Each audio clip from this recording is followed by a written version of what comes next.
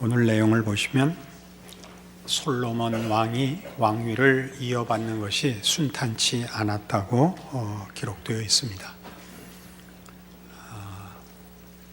아도니아가 왕위를 주장하고 아직 다윗이 죽지도 않았고 누구를 자신을 지명하지도 않았는데 본인이 왕으로 자신을 선포하고 추종자들과 함께 새 규합을 한 이야기가 기록되어 있습니다. 이 무리는 보기보다 만만치 않은 세력을 가진 것이 우선 제사장인 아비아달이 합세해 있고 군부의 지휘관인 요압이 그 편을 들고 있습니다. 그러니까 당시에 아마 정치적으로 가장 영향력 있는 두 사람이 편을 들었다고 할 수 있습니다.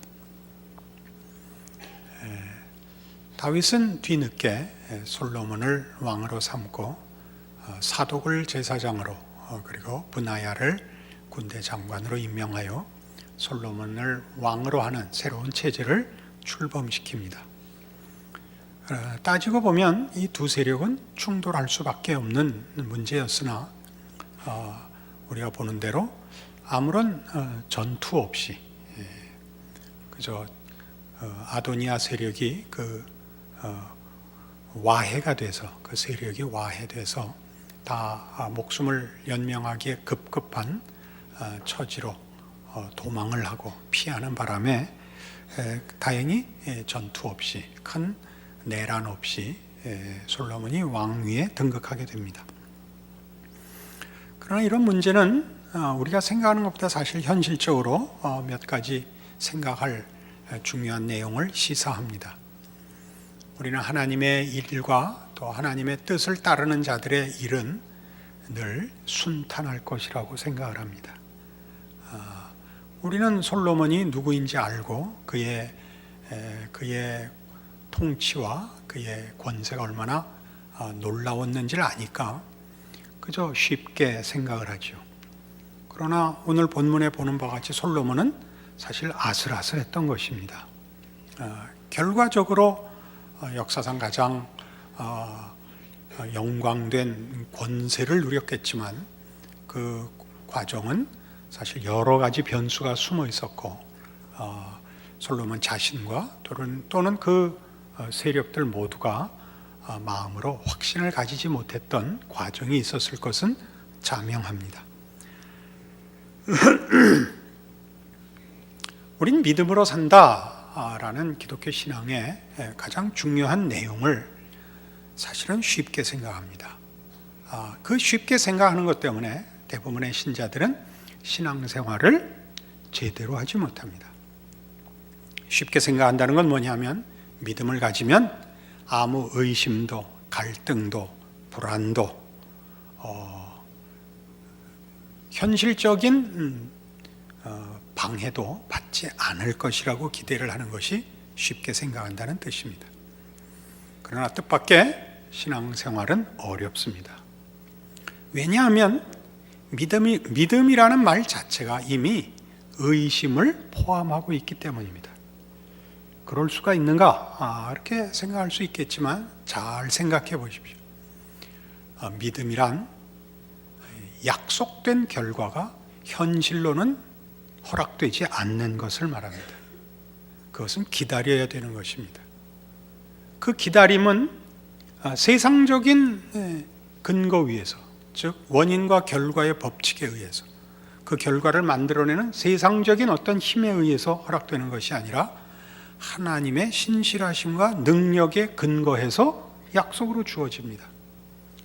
그래서 거의 모든 경우에 눈에 보이는 증거들은 없습니다. 그 약속을 갖고 있고 그 약속이 절실히 필요하지만 현실적으로는 그 결과가 더디 나타나고 대부분의 중요한 약속은 사후로 미뤄져 있습니다. 그리고 믿을 만한 근거들은 또는 증거들은 별로 주어지지 않습니다. 그래서 기독교 신앙의 믿음이라고 요구되는 내용은 사실은 성경에서는 우리가 예상하고 우리가 쉽게 생각하는 것과 달리 더 깊은 차원에서 이해를 요청하고 있습니다. 마태복음 16장으로 가보십시다. 마태복음 16장 24절에는 예수님께서 베드로에게 하신, 또 그의 제자들 모두에게 주신 이런 유명한 제자도의 부름이 있습니다. 이에 예수께서 제자들에게 이르시되 누구든지 나를 따라오려거든 자기를 부인하고 자기 십자가를 지고 나를 따를 것이니라 라고 요구하십니다.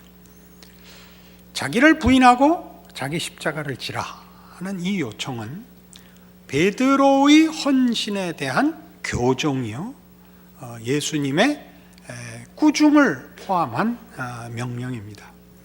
그 베드로의 그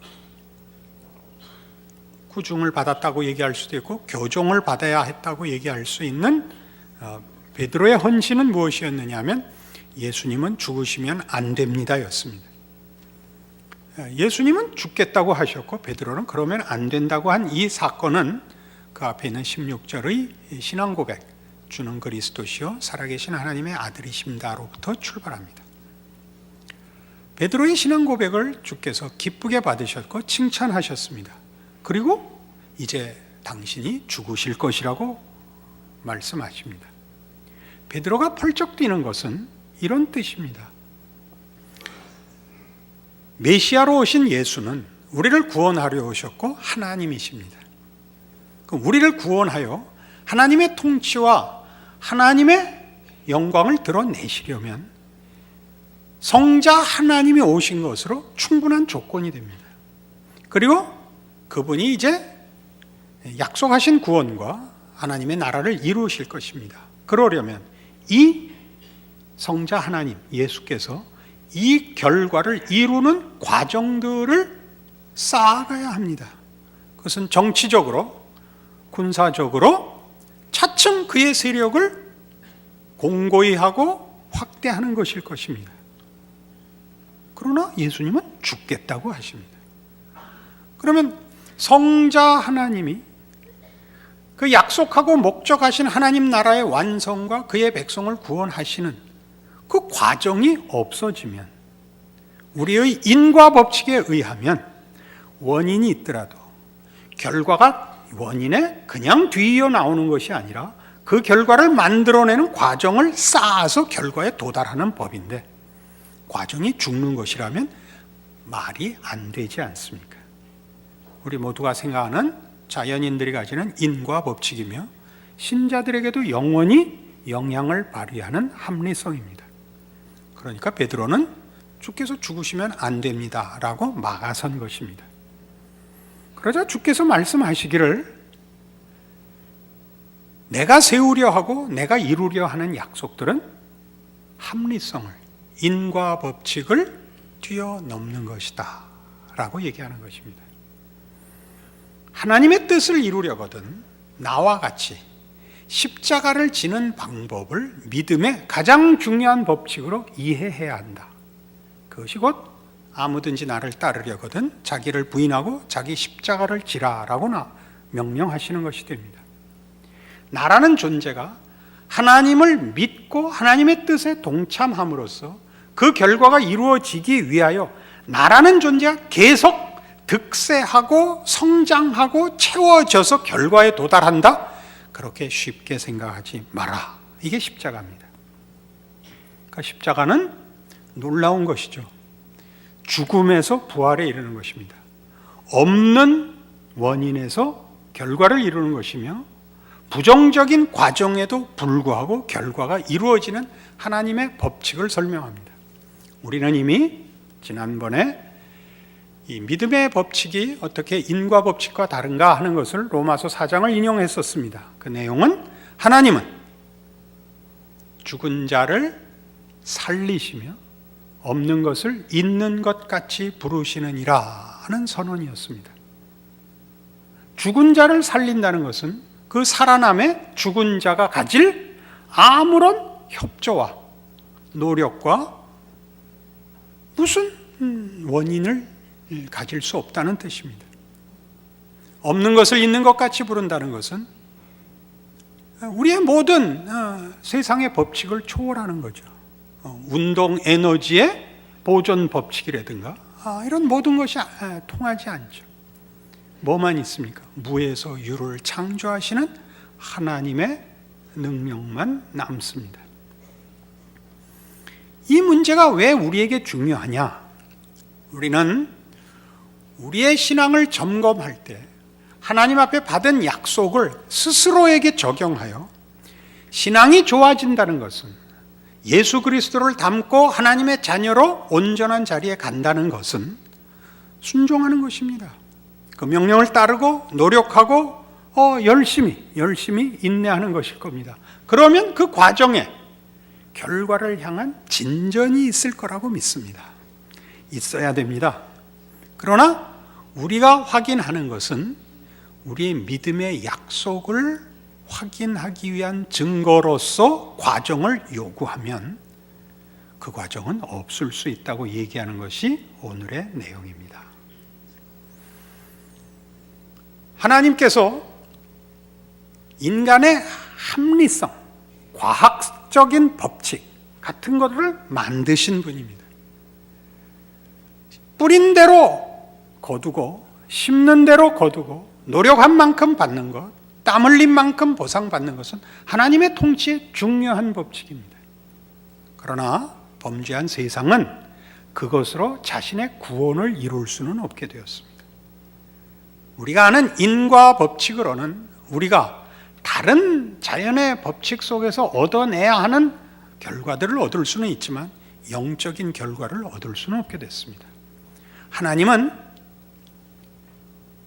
이 인과 법칙을 만들어 우리를 성실히 살게 하시고 공정한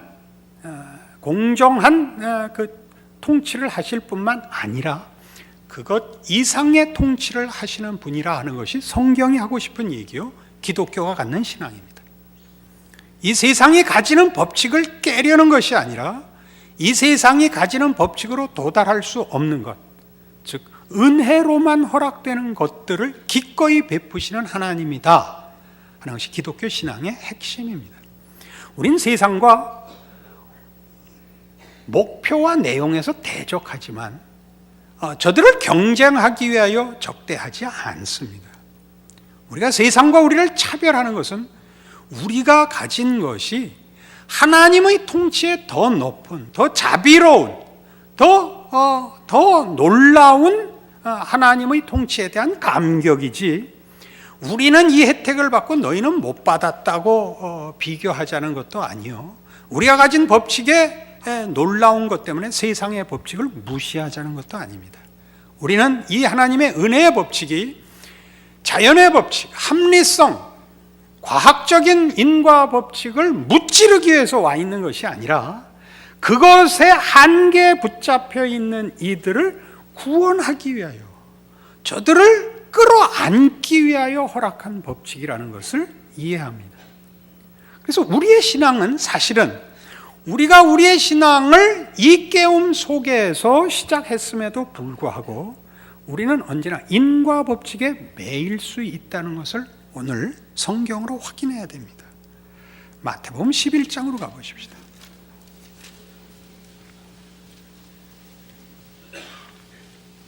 마태복음 11장 28절.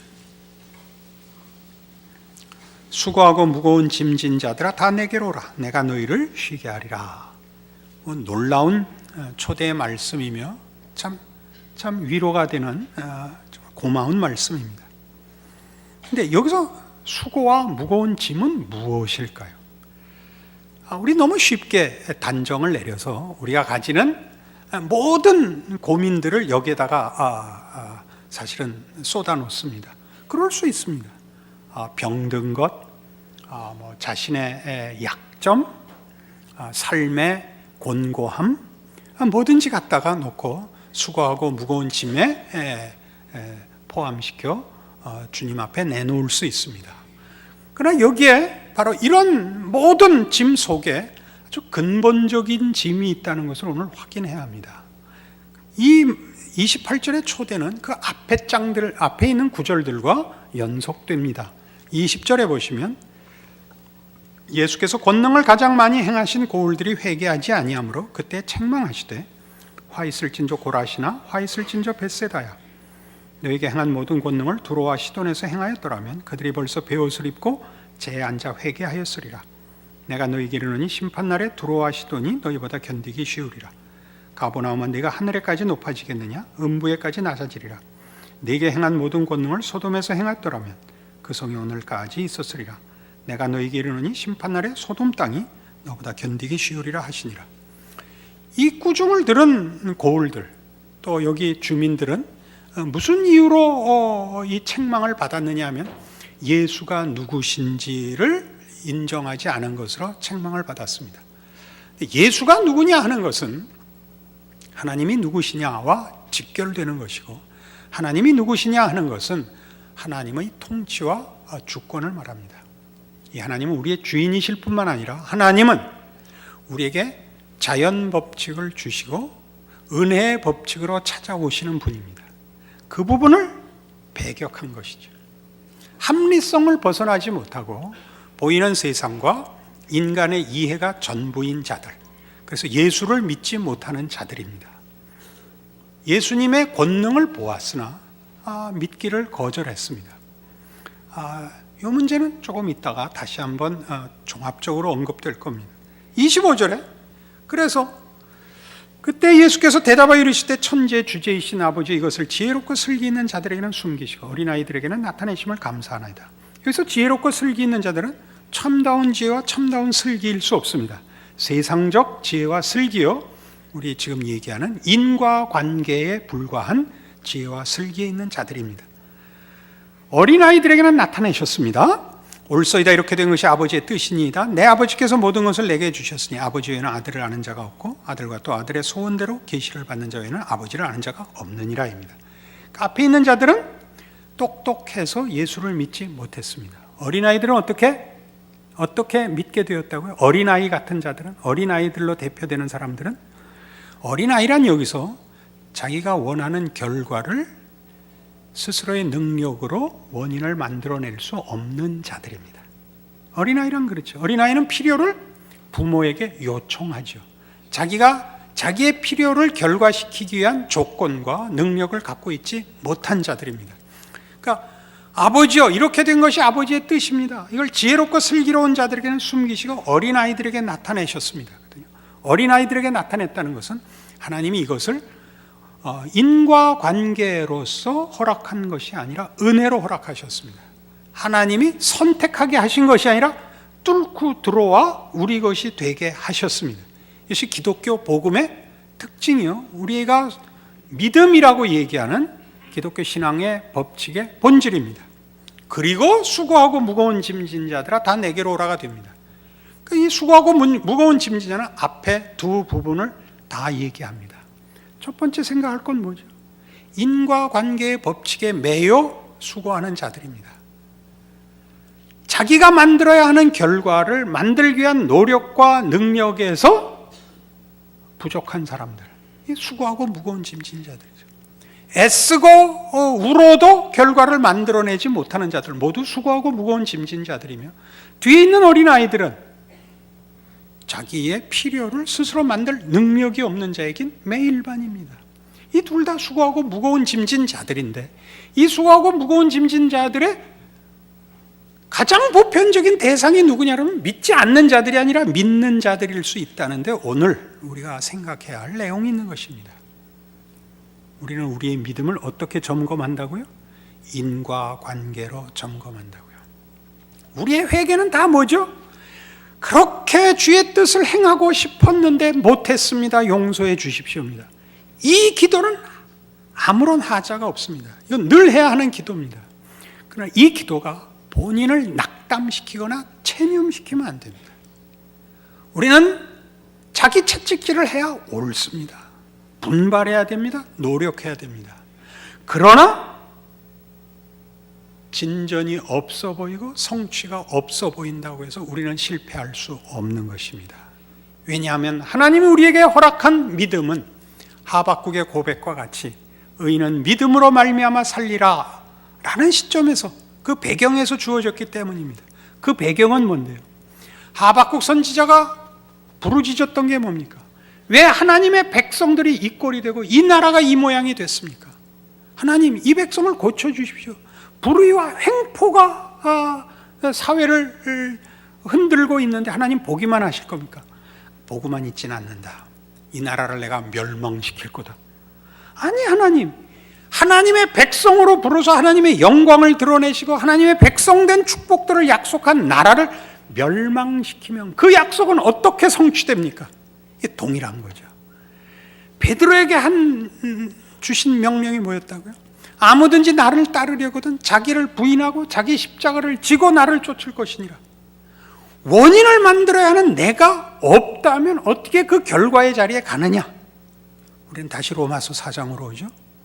우리를 부르신 하나님은 죽은 자를 살리시며 없는 것을 있는 것 같이 부르시는 하나님이십니다. 거기서 주어진 것이 의인은 믿음으로 산다 아닙니까? 의인은 믿음으로 삽니다. 믿음이란 이런 때 우리가 아니며 믿어야 할 대상에 관한 것입니다. 믿음의 대상인 우리 하나님은 우리를 인과 법칙으로 묶지 않으시겠답니다. 우리의 부족한 대로 갚지 않고 우리의 못난 대로 처벌하지 않겠다 하신 하나님입니다. 그죠? 그러니까 우린 사실 자책해 마땅하지만 어느 경우에나 우리에게는 그 약속이 유효한 자라는 믿음을 견지해야 합니다. 우리의 신앙은 사실은 확신 속에 있지 않습니다. 그리고 만족 속에 있지 않습니다. 더러 신앙의 기쁨을, 만족을 증언하는 사람들이 있습니다. 그때는 대부분의 경우 그가 말하는 그 믿음의 내용이 단순하고 간단할 때가 많습니다. 단순하고 간단할 때는 그 넘침이 있습니다. 대표적인 것이 구원의 확인입니다. 구원의 감격은 늘 분명하고 거기에 뭐 더 붙일 것이 없을 만큼 확실합니다. 또 우리가 간단한 기도, 간단한 요구사항에 대해 하나님이 주시는 답도 그렇습니다.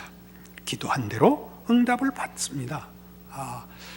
머리가 아파서 기도했더니 머리 아픈 게 낫고 발이 대신 아프더라. 뭐 이런 간증은 얼마든지 있습니다.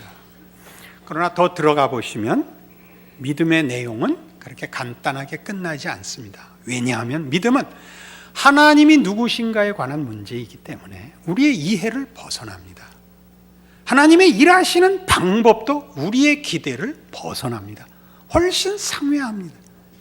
우리로서는 이해가 가지 않는 것이 실상 믿음의 현실들입니다. 그래서 성경은 열심히 하나님이 어떤 분이신가를 속성으로 설명합니다. 그는 자비로우시며 은혜로우시며 진실하시며 신실하시고 전능하시다고 얘기합니다. 왜 그런 얘기를 해야 되죠? 약속한 이에 대한 신뢰가 이 모든 것을 확보하고 있기 때문입니다. 그가 일하시는 방법, 실력에 관한 문제이기보다 그분 자신에 관한 문제로 성경이 하나님을 설명하는 이유들입니다. 그래서 우리의 삶은 사실은 이 하나님에 대한 믿음과 그 믿음을 따라가야 되는 나의 턱없는 그 수준, 그리고 현실에서 우리의 결과를 증거해주는 진척보다 오히려 그 약속이 취소돼야 마땅한 실패들로 얼룩져 있는 길을 걷게 됩니다. 그래서 믿음의 진정한 과정은 한숨과 눈물이 더 많습니다. 그러나 여기에 바로 우리가 하나 깨우칠 문제가 있습니다. 믿음이 뭐냐? 포기하지 않는 게 믿음입니다. 우리는 믿음이 늘 이렇게 100% 확실하고 평화롭고 만족스러울 때만 믿음이고, 의심스럽고 불안하고 갈등을 가지고 있을 때는 믿는 것이 아니라는 생각을 하고 있습니다. 우리 유명한 이반 데니소비치의 하루라는 책이라든가 또는 죽음의 수용소에서라는 책을 보면 그 전자는 시베리아 그 정치 수용소 강제 노역장에 잡힌 죄수 이야기고, 후자는 아우슈비츠에 잡혀있던 유대인 이야기인데, 둘 다 인간이 살 수 없는 최악의 상황에서 살아가는 사람들 이야기입니다. 거기 아주 중요한 얘기가 나옵니다. 그 삶을 버티고 인내하는 자들은 다 고통스러워한다는 사실입니다. 누구만 고통에서 벗어나느냐 하면 포기하는 사람만 고통에서 벗어난답니다. 누가 우선 본능적으로 생명을 살릴 그 책임을 다 느끼고 최선을 다하여 인내하고 버티는데 끝이 안 보이는 거 아닙니까? 이 강제 수용소에서 언제 풀려날지, 유대인들 잡아넣은 그 수용소에서 언제 해방될지 둘 다 모르는 시점에서, 모르는 현실에서 포로 생활을 또는 죄인 생활을 하고 있습니다. 견디다가 드디어 한계에 이르면 포기를 하게 되죠. 포기를 하면 나타나는 대표적인 것, 드디어 웃는다는 거죠. 왜 웃지요? 참지 않기로 했으니까. 참지 않기로 했으니까 겁날 게 없죠. 아무로면 어때요? 죽을 건데, 포기했는데. 그러니까 희죽희죽 웃는다는 거죠. 그러니까 신앙인 중에도 나는 늘 감격해 그리고 희죽희죽 웃으면, 뭘 희죽희죽 웃을 게 있어요? 신앙생활 속에 우린 전전긍긍하고 살아요. 그러나 놓지 않아서 우린 신앙인이에요. 옆에서 보면 스스로를 포함하여 누가 봐도 저 사람 믿는 사람 맞나 싶다니까요. 뼈만 앙상하게 남은 수용소의 죄수들 같이 정말 우리의 영혼이 앙상한 기분이 들어요. 그러나 놓지 않고 있죠. 우는 것은, 한숨 짓는 것은 고통스럽고 한계를 벗어나지만 포기하지 않겠다는 뜻이에요. 다른 얘기할 거 없어요. 내가 주일날 보면 이 교회 찾아오시는 여러분 중에 표정 좋은 사람이 거의 없습니다, 사실은. 그러니까 여러분 스스로가 그러고 오는 거예요. 신앙생활에 만족과 감격이 없어요. 그러나 여러분이 교회를 나와요. 놓을 수가 없는 거예요. 여러분 마음속에 불만과 갈등과 의심과 자책이 가득하지만 안 나올 수 없어요. 그게 여러분을 잡고 있는 믿음이라니까요. 거기다 내가 기가 막힌, 거기다 헌금도 해요. 이 이상 위대할 수는 없어요. 내가 아는 한 사람은 다른 일에 절대 이렇게 못합니다. 절대 이렇게 못합니다. 여러분의 신앙을 다시 점검하세요. 무엇이 여러분을 붙잡고 있는가 보세요. 무엇이 여러분은 여러분의 결심과 여러분의 의지로 신앙생활을 하고 있는 정도가 아니라 하나님이 여러분의 영혼을 움켜쥐셔서 도망갈 수 없는 자예요. 여러분을 하나님이 그 과정을 모두 이렇게 편케 해줬으면 좋겠죠. 무슨 이유에선지 안 하시는데 안 해주시는 게 더 복이라는 것은 신앙생활에 연륜이 쌓이면 저절로 알게 됩니다. 우리가 상상할 수 없는 자리로 인도함을 받습니다. 믿음의 깊은 자리로, 인간의 진정한 그 인간성의 회복을, 하나님을 아는 지식의 영광스러움을 누리게 됩니다. 그 경지에 갔을 때라도 고통과 갈등은 남아 있습니다. 그것은 사후 세계로 아주 길게 뒤늦게 그 완성이 약속되어 있습니다. 여러분 잊지 마시고, 체념하지 마시고, 포기하지 마시고, 여러분이 가진 믿음 굳게 지키시고 인내하시고, 그 안에서 발견되는 여러분 삶의 모든 정황에 맞서는 여러분의 신앙의 자세를 확인하시는 기쁨과 승리가 있기를 바랍니다. 기도하십시다. 하나님 아버지, 은혜를 감사합니다. 하나님의 자녀로 산다는 것은 하나님을 믿는 것이요, 하나님이 우리를 불러 은혜 가운데 붙드신 것입니다. 우리는 우리의 결정과 의지로만 살지 않고 하나님 앞에 붙들림 받아 삽니다. 우리는 우리를 놓을 수 있어도 하나님은 우리를 놓지 않으십니다. 참 감사합니다. 우리의 믿음은 늘 불안하고 늘 연약합니다. 우리는 자책합니다. 그러나 하나님이 우리를 붙드셨다는 사실을 인하여 또 마음을 놓고 인내하게 됩니다. 그리하여 알게 되고 채워지는 비밀한 하나님의 인도하심을 받는 자의 생애, 그 믿음으로 이루어지는 하나님을 아는 지식과 하나님의 사람으로 사는 복들을 깨닫게 하시고 쌓게 하사 이 슬픔과 한숨 속에, 고통 속에 기쁨이 있고 거기 자랑이 있고 승리가 있는 줄 알게 하옵소서. 그리하여 우리의 삶과 우리의 작은 자리를 지켜내는 인내의 믿음 다시 한번 다지게 하여 주시옵소서.